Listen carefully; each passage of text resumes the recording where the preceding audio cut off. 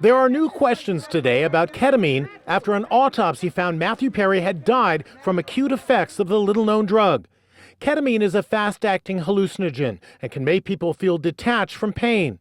It was reported Perry had received ketamine infusion therapy a week and a half before his death and would not still have been in his system.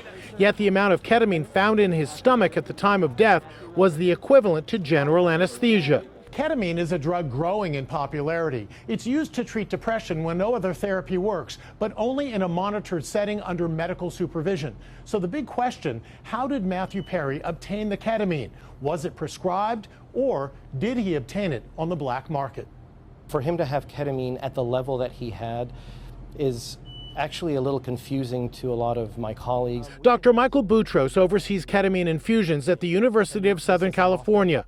The drug can also be prescribed in pill form. If you take a drug orally and if he's doing it himself, is there a possibility or a risk that he would take too much?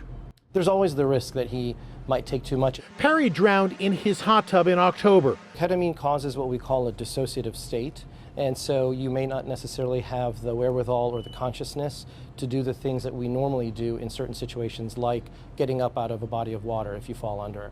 Despite Perry's tragic end, this doctor says ketamine therapy can actually be life-saving. In his memoir, Matthew Perry wrote about receiving ketamine infusions during the pandemic. His words are now haunting. Taking K is like being hit in the head with a giant happy shovel.